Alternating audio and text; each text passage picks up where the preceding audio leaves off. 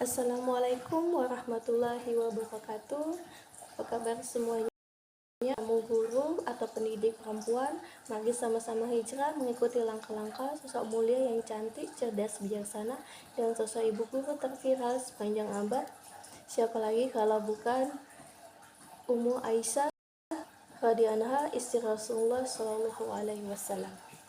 Oke teman-teman, kemarin kita sudah selesai ya langkah-langkah dari ikhlas, ya, memahami konsep ikhlas, kemudian langkah-langkah mengamalkan ikhlas dalam kehidupan.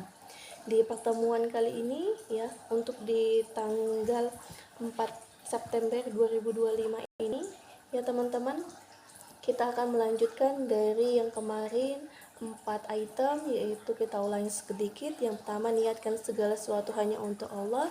Yang kedua, sadari bahwa segala sesuatu berasal dari Allah. Yang ketiga, bersyukur dalam setiap keadaan. Yang keempat, tidak mengharapkan balasan dari manusia. Yang kelima, bersabar dan ridho atas ketetapan Allah. Kita lanjutkan dengan langkah selanjutnya. Langkah sebelumnya itu merupakan fondasi utama dalam melakukan kita menjadi ikhlas ya teman-teman. Setelah mendapatkan kelima hal tersebut, ada beberapa langkah yang perlu diamalkan agar keikhlasan semakin mendalam dalam diri kita.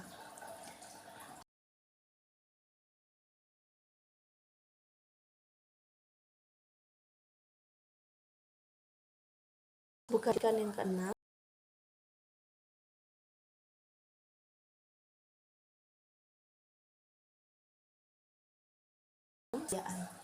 menyembunyikan amal kebaikan dari pandangan manusia adalah salah satu cara terbaik untuk menguji kemurnian niat. Ketika tidak ada yang tahu, pujianmu tak akan mungkin datang. Dengan begitu, hati kita hanya akan mengeluarkan pujian dari Allah semata. Dalil dari Al-Quran, Allah Subhanahu wa Ta'ala berfirman, artinya, jika kamu menampakkan sedekah-sedekahmu, maka itu adalah baik. Dan jika kamu menyembunyikan dan memberikan kepada orang yang fakir, maka menyembunyikan itu lebih baik bagimu. Hadis riwayat Al-Baqarah ayat 271.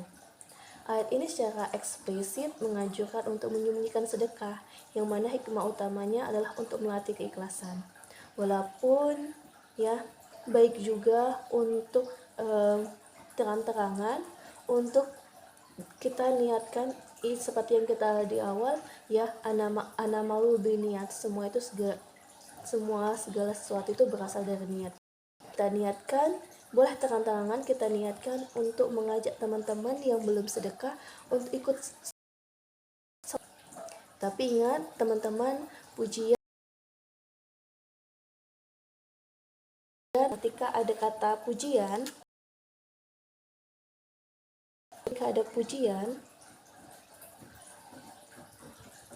ya teman-teman, ketika ada pujian, maka ada juga hilang juga kata P-nya. Ketika ada pujian, maka hilang juga kata P-nya, maka menjadi ujian. Selanjutnya, nomor 7, memperbarui niat di tengah perjalanan.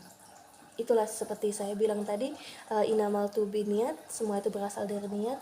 Kadang kita memang kita di awal itu memang udah niat banget untuk ikhlas, untuk melakukan segala sesuatu itu ikhlas. Jadi kadang di tengah perjalanan ada sedikit menceng ya, aturannya lurus sebelah kanan, kadang kita malah ke sebelah kiri ya teman-teman. Jadi di tengah-tengah perjalanan ada baiknya kita refleksi kembali ya, apa yang harus dilakukan, niatnya itu yang kayak mana sih ya, karena ikhlas itu bukan hanya soal niat awal teman-teman, tapi juga di setiap tahapan kita itu harus memperbaikinya. Terkadang di tengah suatu amalan atau perbuatan yang kita lakukan, niat yang baik itu bisa geser, bisa ke kanan, bisa ke kiri gitu ya, amit-amit yang baik kadang kita ke kiri malah gitu, bukannya makin menkokohkan niat awal kita hanya kepada Allah, tapi kadang kita mikirnya ya ke uang ataupun yang lainnya.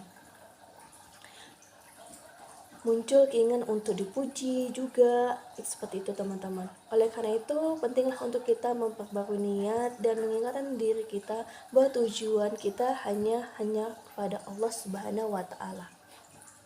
Yang kedelapan, memohon bantuan dan kekuatan kepada Allah. Ikhlas adalah anugerah dari Allah. Kita tidak akan mampu meraihnya sepenuhnya tanpa pertolongannya. Jadilah doa sebagai senjata utama. Mintalah kepada Allah agar hati kita selalu murni dan terhindar dari penyakit ria, pamer.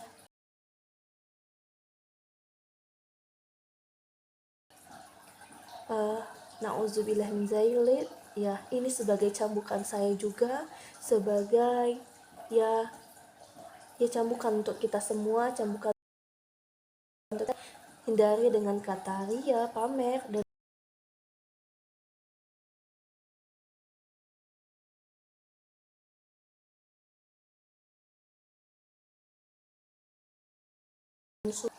dalil dari hadis riwayat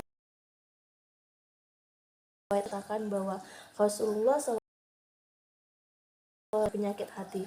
Salah satu doanya yaitu, ya Allah aku berlindung kepadamu dari fitnah, dari siksa neraka, dari fitnah kehidupan dan kematian, dari keburukan fitnah al-masih ad-dajjal. Hadis riwayat Muslim. Meskipun doanya luas, di dalamnya terkandung permohonan perlindungan dari segala macam godaan, termasuk godaan untuk tidak ikhlas dalam beramal. Beliau juga mengajarkan untuk selalu memohon kebaikan dan perlindungan, termasuk dalam hal memurnikan hati. Masya Allah. Ya Allah, kuatkan hati hamba agar bisa selalu ikhlas dalam melakukan segala sesuatu. Yang kesembilan, mengintrospeksi diri secara rutin. Setiap malam, luangkan waktu untuk muhasabah diri, introspeksi diri. Ya teman-teman, tinjauan kembali amanah apa saja yang telah kita lakukan hari itu. Tanyakan pada diri sendiri, apakah niatku murni karena Allah? Apakah ada sedikit pun rasa ingin dipuji dalam amalanku? Dengan muhasabah kita dapat mendeteksi penyakit hati sejak dini dan segera memperbaikinya. Inilah yang saya lakukan.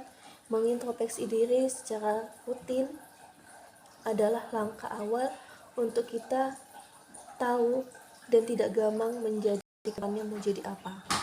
Yang ke-10, mengamalkan ikhlas dalam menghadap ujian. Langkah pamungkas dari ikhlas adalah konsisten. Yang kecil maupun besar. Ikhlas bukan hanya kita beribadah atau bersedekah, tapi juga saat kita diuji dengan kesulitan atau kehilangan, menerima takdir dengan lapang dada dan tetap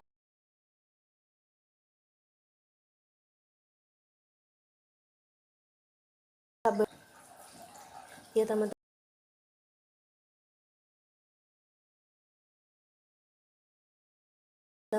Jadi dalam video ini saya berharap dan Allah memudahkan saya untuk selalu konsisten.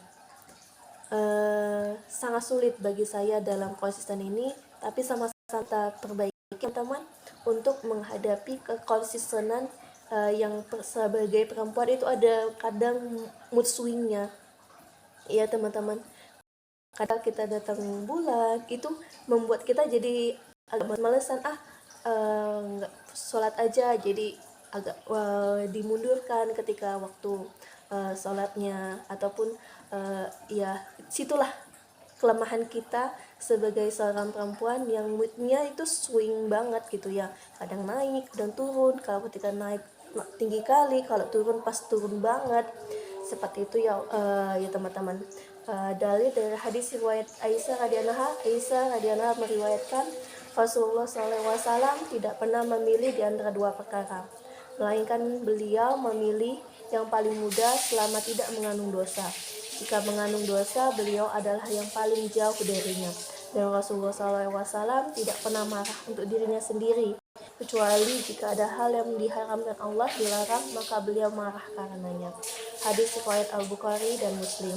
Hadis ini menunjukkan tingginya tingkat keikhlasan dan pengadilan diri Nabi SAW, beliau tidak pernah marah untuk kepentingan pribadi, melainkan hanya untuk membela kehormatan agama Islam. Ini adalah contoh sempurna dari bagaimana keikhlasan membentuk karakter yang mulia. Ya, teman-teman sekalian, itulah keikhlasan dalam diri. Ya, teman-teman, semoga kita sama-sama melangkah menjadi pribadi yang lebih baik. Ya, melatih diri untuk menyembunyikan amal, kemudian memperbarui nilai di tengah perjalanan, memohon bantuan dan kekuatan kepada Allah, mengintrospeksi diri secara rutin, dan mengamalkan ikhlas dalam menghadapi ujian dengan konsisten. Sampai disinilah video kita melanjutkan tentang ikhlas. Saya akhiri. Assalamualaikum warahmatullahi wabarakatuh.